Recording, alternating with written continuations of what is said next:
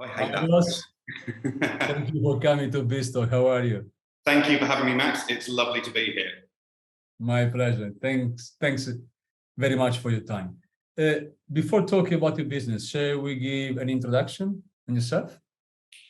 Yes, so my name is Ross Ducat. I'm the founder of the Lulu Light app, and we're here just to kind of put some feelers out in terms for investment. We're actually not currently seeking it yet because we're hoping to build up a bit of following and a bit of traction before going in. But very excited to be here and really like what EquityMatch have been doing. Great. I'm very excited to know what Lulu Light is about. Let's see. So the idea itself is very simple, and the technology isn't new, but we're the first to put it on a phone and focus towards sleep.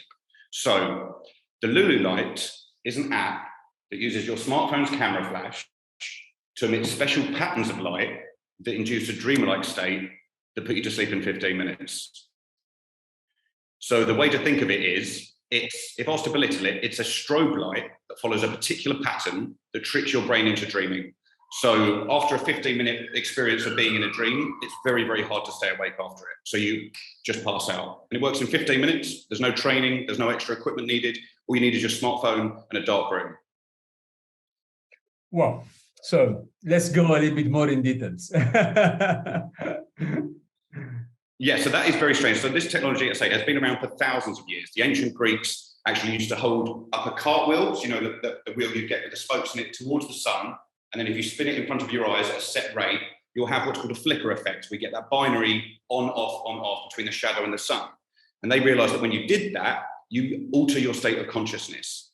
That kind of has just stayed in the background of society, quite esoteric for years and years and years. And then various iterations of it have come about in the last few years. And there is actually quite a funny story behind how I discovered this technology. If you want, I can just go into it to tell you about how I came about this. So a few years ago now, I was given a book by my dad, and it was the most dangerous book I've ever read. It's by a guy called Anthony Peake, and it's called The Infinite Minefield. Now, the guy is really, really smart. So he's taken the latest scientific papers in like quantum biology, the latest thoughts in physics from probably university peer-reviewed studies, understood them and distilled them down. And he's also put that on the same plane as religion and superstition. And his conclusions about reality were scary enough to scare my dad. So he then gave the book to me and asked me to tear it apart. So I did philosophy for my degree and then my master's. So he said, look, could you just look at this and tell me where the guy's gone wrong? So I'm going through and thinking this is conjecture, this is a fallacy. But at the very start of the book, the guy said the reason that he wrote the book was because he experienced this machine, and the machine was using light to induce altered state of consciousness. And he said, this is weird. So he said that he felt the snake of the Kundalini. So I don't even know what those are. It's from Hindu mythology. But if you've seen the sign of medicine, it's a scepter with two snakes going around the outside. That's a very, very ancient symbol.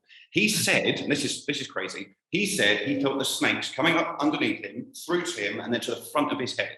And it was wriggling around at the front of his head, and it told him to write this book.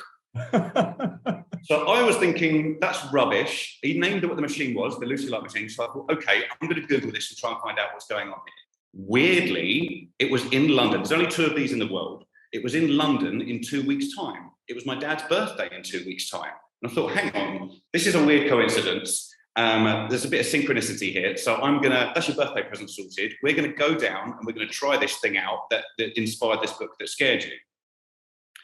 So we went down there. It's £100 to use this machine for an hour. So it's not cheap at all. And it's £15,000 if you want one yourself. So they're expensive bit of kit, built by Austrian neuroscientists who use it to treat children with ADHD and depression and trauma issues. So it's safe, but it's scientific, but it's strange.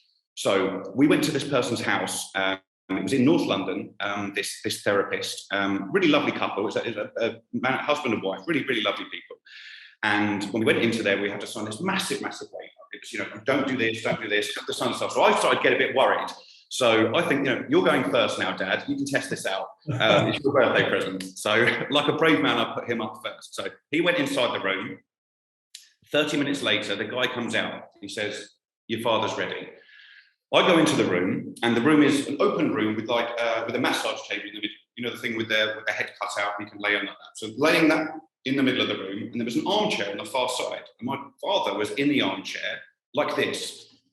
I thought, oh my God, I've broken my dad. This is his birthday. We've got to go back for a family dinner after this. I can't have him shaking. Why is he shaking? So I'm very scared. I look round to the practitioner and he just starts laughing. So he's laughing like this is normal. I asked him, is he okay? And he said, he'll be fine. Don't worry about him. And then my dad stood up, walked towards me, held me on the shoulders and said, thank you.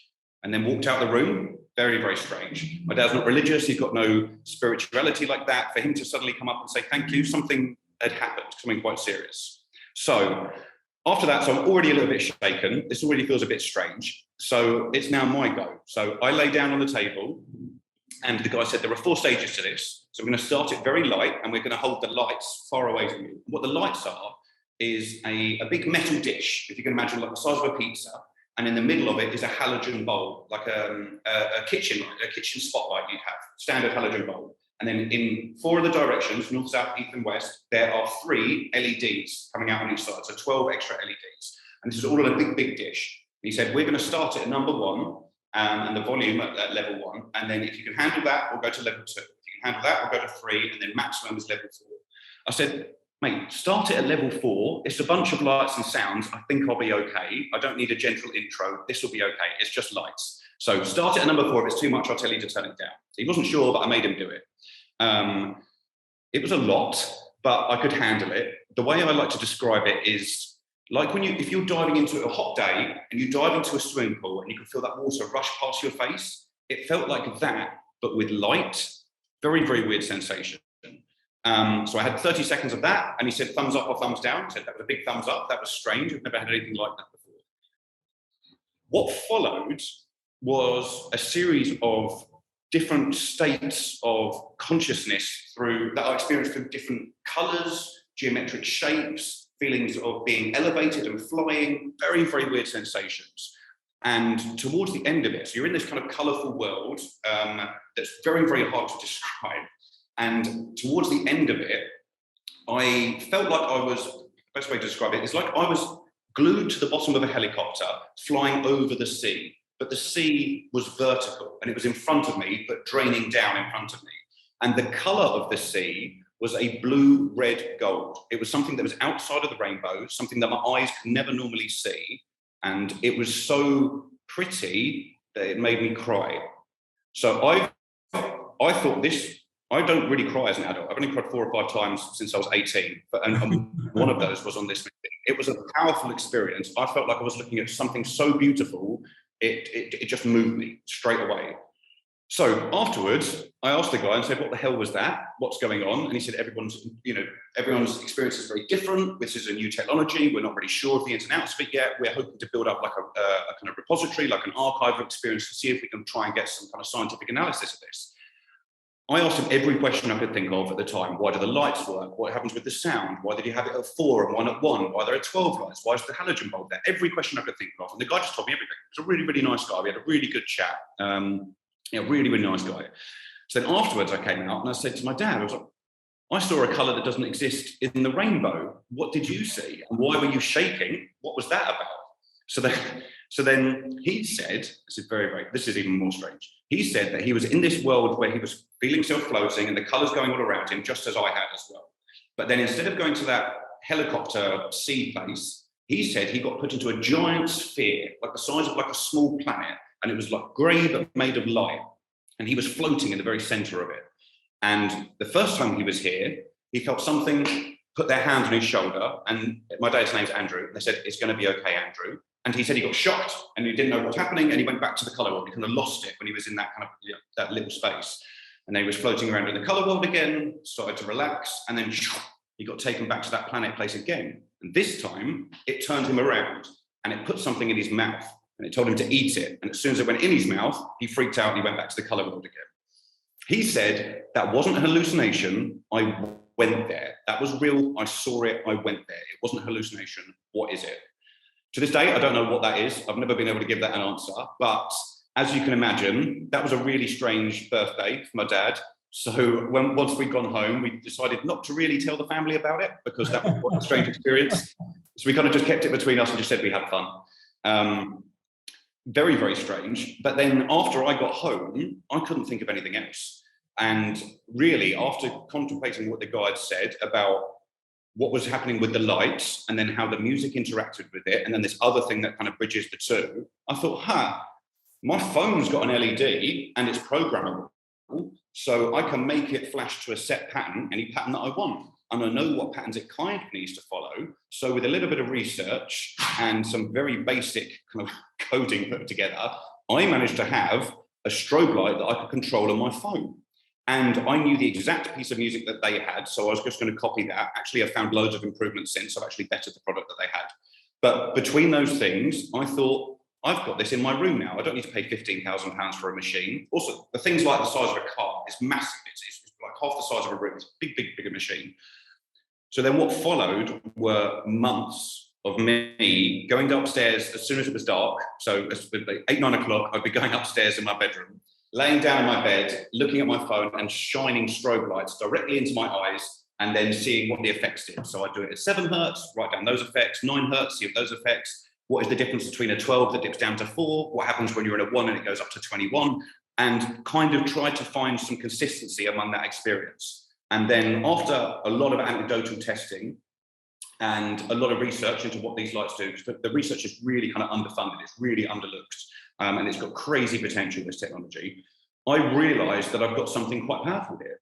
So what then followed, and this is actually how we got to the name Lulu, is because I was then getting a little bit kind of worked up that, you know, I'd already experienced the machine. I thought maybe my brain has been primed, like I've already experienced it. So maybe that's what's causing these lights to have this effect again. I need to test it on somebody raw. I need to test it on somebody that doesn't know anything about this, that has never heard anything about this and doesn't know what's going to happen. If they have a similar reaction to what I'm having now, then I know I've got a business. So luckily, that next week I was out on a Tinder date. And the Tinder date went very well, should we just say. We were back at my house, and at the end of the night, let's just say the end of the night, we were both laying there, and I said, look, before we go to sleep, there's something I want to try, but I don't want to tell you anything about it. I'm going to turn the lights off. I'm going to make you put headphones on. I'm going to get my camera flash out, and you're not allowed to open your eyes until I touch your shoulder. Now, she was very, very trusting, because that was the first time we'd met. So that was a lot for her to be able to do. Obviously, you know, playing there without clothes and me with the camera out, like, it's a lot of trust. But luckily she was trusting. So what then followed was now the blueprint for everybody's experience that I find when they do this app. They lay there, and you're taking a deep breath in and out. The lights start, and at first people are going, and they resist it because your body's not naturally used to a strobe light. The first 10, 20 seconds, you think, what is this? It's a strobe. It's a fast light. There's nothing relaxing. You used to do the lights right into the eyes. Your eyes are closed. So your eyes are closed. The light is still powerful enough to shine through your eyelid, still hit your retina, send that signal through your optic nerve and into your brain. And obviously you see with your brain, not with your eyes. Your eyes merely send data to your brain, and then your brain constructs the reality you see. So if your brain is receiving a signal to say, yes, I'm receiving a light signal, my eyes are being stimulated, but there's no image because your eyes are shut, your brain is forced to create its own image. And that's where these very strong daydreams come in. It's now thought to be a reflection of consciousness. It's consciousness panicking and saying, how do we make sense of this data? This is what it must look like. It's almost like the brain revealing itself. But before we go too much into that, say, she was laying on the bed, at first a little bit resistant because it's strobe right in front of your face. Then you calm down, and the breathing slows, and you can see they're now breathing through their stomach rather than their chest, and they're very, very relaxed. Then, after about 4 or 5 minutes, you start to see little twitches of the mouth as people start to smile, and about 8 minutes into the experience, she was laying there and went, and sat up and took a deep breath. So I was then shocked. This is the first person I ever tested it on, and bearing in mind I had no insurance, so I was very scared. So I said, are you okay? She took a couple of deep breaths, and she said, what was that? So what do you mean? She said she felt like she got put into a world of colours, perfect, we're on the right track, and then the colours went and she was on a chessboard, and the chessboard stretched out to infinity in all directions, but the chessboard was me. What does that mean? Again, to this day, I've got no idea what she saw, I've got no idea what that means, but to myself, I thought, amazing. You had the color world, and then you went into something deeper that you can't explain. Exactly what I had, exactly what my dad had. I've got an app. Let's do this. This is a business. May I ask you, how do you turn this in business? That was actually a long road for me. So this was a distraction. So that reaction was the distraction.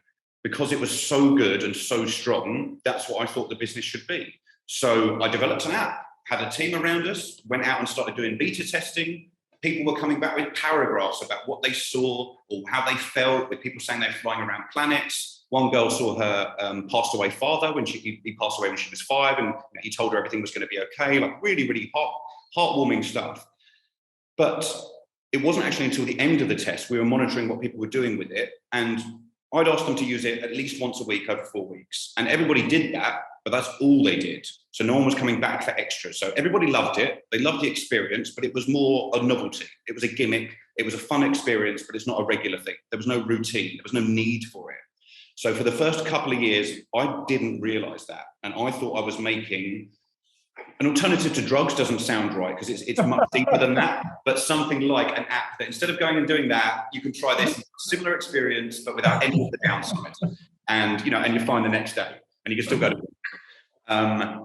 But that was the distraction. So after failing and not really realizing why, it wasn't until, beta number 3, I'd kind of had an insight that a lot of people didn't know the lights like I did. So I'd spent months shining those different lights at different hertz into my eyes, and I knew the difference between what a 4 felt like and what a 12 felt like, and I knew what it felt to go from a 10 down to a 2. Everyone thought I'm talking rubbish. They don't understand me when I'm talking like this. So I thought, this is what the app needs to be. I need to do a bit more of a guide about what the different frequencies do and how they have an effect. So by chance, I split them into 3 categories. We had the top end category, which was everything that's 12 hertz and above, very, very intense visuals, similar experience to what we've just been talking about before, those kind of a forced dream experience. Then we had ones in the middle that kind of sit between kind of 6 to about 10, 12. Those put you in a very, very deep meditative state. And it's been proven to put you in such a deep state that it kind of takes you to that expert level. So like you've been meditating for 10,000 hours and you're a deep, deep meditator, this can take you there in seconds. And then at the bottom end, we had sleep. And I just put sleep on there just because that's what sleep did. The lower ones put you to sleep. I didn't think that was the business. I thought maybe it's about the meditation. We're going to take on Headspace and Calm. They can't do anything like what we're doing. We're going to revolutionize meditation. Product testing came out. And then I asked people to review each of those different ones, do each of them a week, and then report back to me. Again, very, very distracting. The higher part, people were writing paragraphs. Some of them are A4 sheets. They're writing these amazing experiences about what they saw and what they were doing. But again, no business need. The middle one, I thought with meditation, I thought this is going to be where the business is. People didn't really care. They said, I trust it on people that actually meditated, people that run their own meditation studios. They were like, yeah, I meditate. And yes, this helped. I already meditate. And it's not really doing that much. It just puts me in that state very quickly, but it almost feels like I'm cheating. So I don't think I'd use this.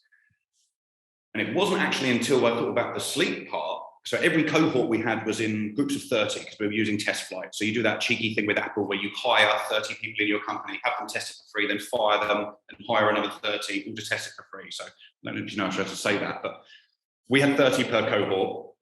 Every one of those 30, there were at least 5, sometimes up to 7, but at least 5 in every single group that said, hey, could I just get the sleep part back? Because my wife's a nurse and that's the first time she slept, all week. Or my husband has to drink a whiskey or he smokes something just before going to bed and they haven't had to do any of that this week.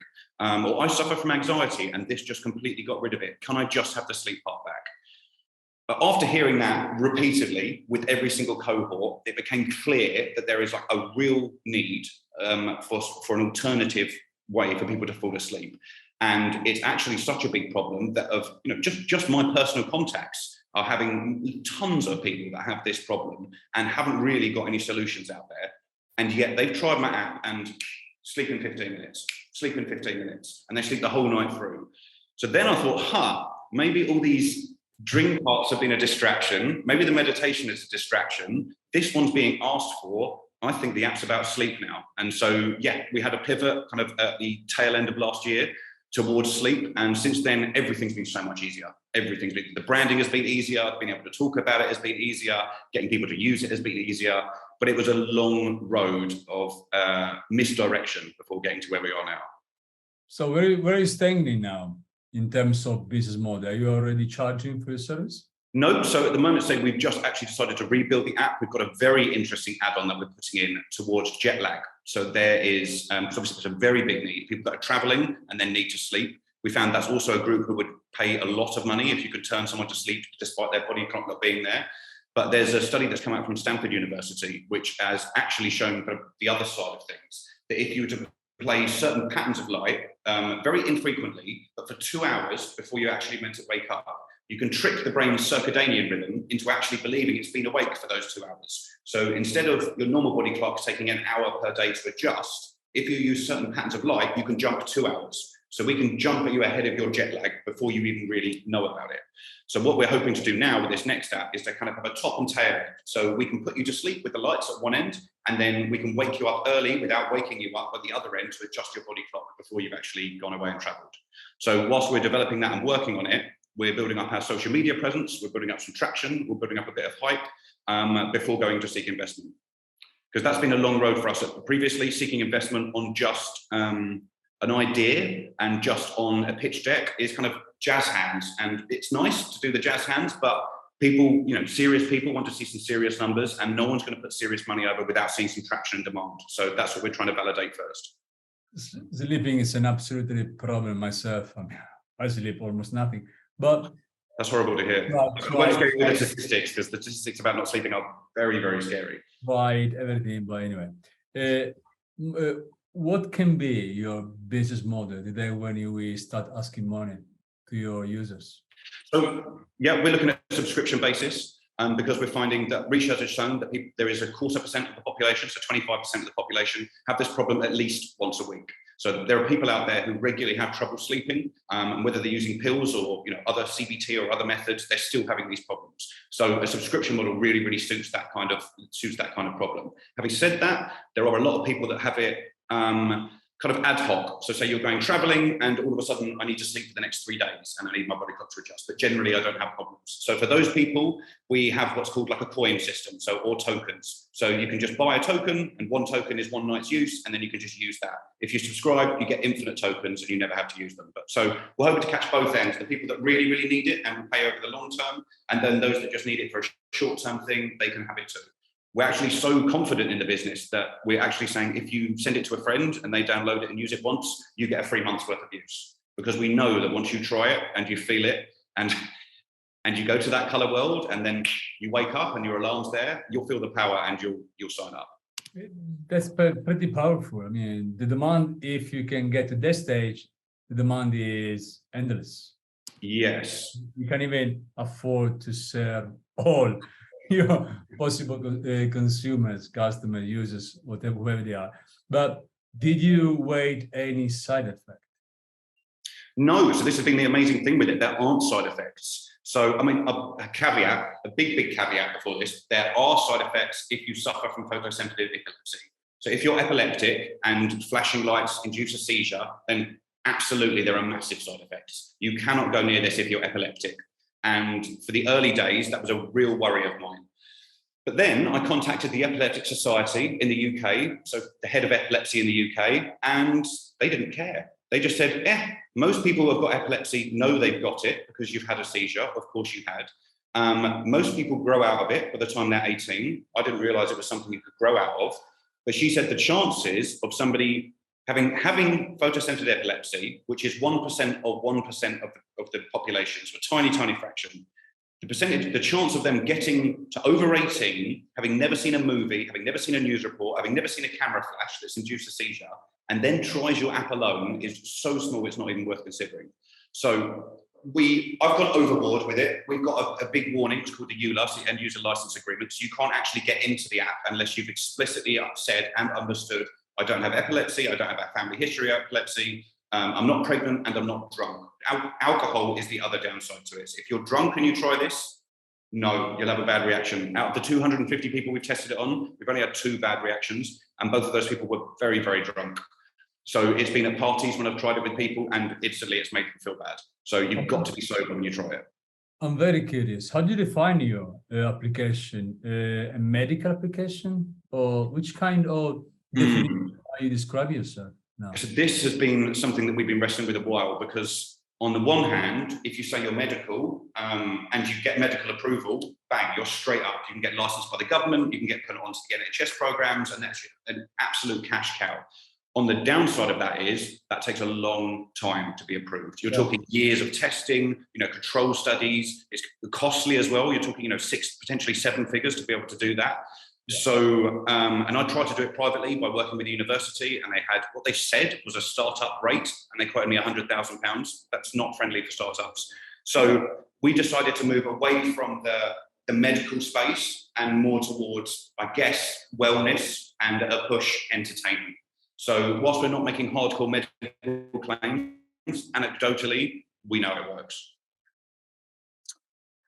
You're right. I mean, in terms of medicals, you need to go through trials. It can take months, maybe even years. But it's something that somehow you can think about in the future to come. Because getting that maybe will give you a lot of boost, a lot. Allow you to, even when it comes to trust, it works different. When it comes to, it just works different. Be endorsing, for example, say from NHS in UK, actually, you should not take any pills when you want to sleep, but just give you some lights. Well, that is actually the dream. So there have been similar apps that have come onto this at the moment. So there's an app called Sleepio, which uses cognitive behavioral therapy, and they've been approved by the NHS now. So the doctors in the UK can, for mild insomnia, supply you with an app, and the government pays for your yearly subscription. So we're hoping, I know how they got approved. I'm not going to share it here, but I know how they got approved, and I've got a behind the scenes look at what they went through to get approved. And I know we can qualify for those things as well. So once we're out in the market, we launch, it won't be the proper medical approval that's gone through like years of testing, but we can at least get a tick from the NHS to say, yes, this looks like it works. And we're planning to do that within the first few months of launch. I mean, this is pretty much, although as you said, it was there, but I do believe, I never heard it in my life. So I've been talking to many people in my life and being in venture capital for more than 10 years. I don't know how many founders I've been talking to and how many conferences I've been going through, but I never heard this. So especially when it comes to you is some business case or using a attorney in a pure company. What is your vision here? My vision is a world where people can control their own sleep. So I hate being in bed, laying there, which happens so much as a founder, because you've got so much going on in your mind, you've got so many worries of things that you're worrying how things aren't going to go or how things will go, and you'll be laying in bed with your brain just racing, and that serves no purpose. Nothing ever gets solved in that mental state. No epiphany happens like that late in bed. I want to just get rid of that. There's no point me laying there, increasing anxiety as I can't sleep. So I want a world where people think it's ridiculous that you would lie there and just try to go to sleep, what I call raw now. So I'm never going to sleep raw again. I always use a light, and I'm asleep in 15 minutes. I don't have to worry about going to sleep anymore. And I want to give that to the rest of the world, so no one has to lay there and suffer, rolling around in bed, not thinking straight. They can just put the app on, lay down, take a deep breath, and let the magic happen. I'm very curious to see how you are going to launch it. In a proper way, marketing, communication way, because that will be simply key, right?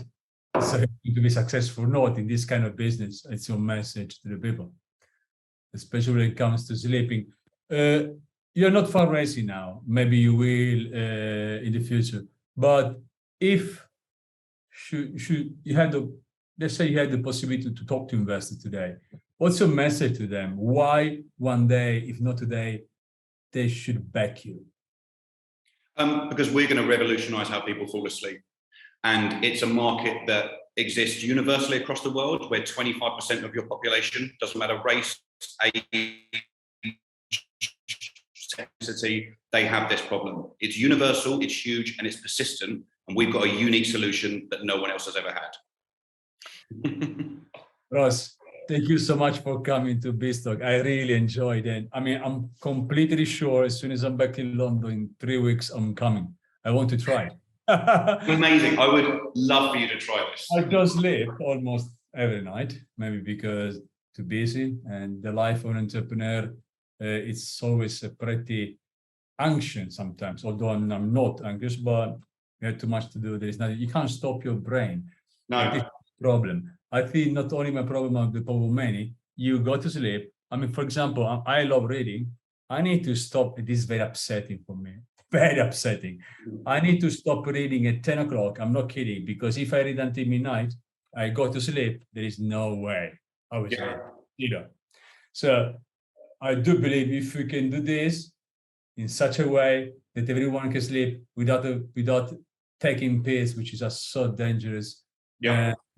This will be absolutely revolutionary. Absolutely. That's what I hope. I'm glad you share the vision. I wish you all the best in this, and see you soon. Thank you for having me. I've really enjoyed it. It's been great to see what EquityMatch have been doing. Thank you very much.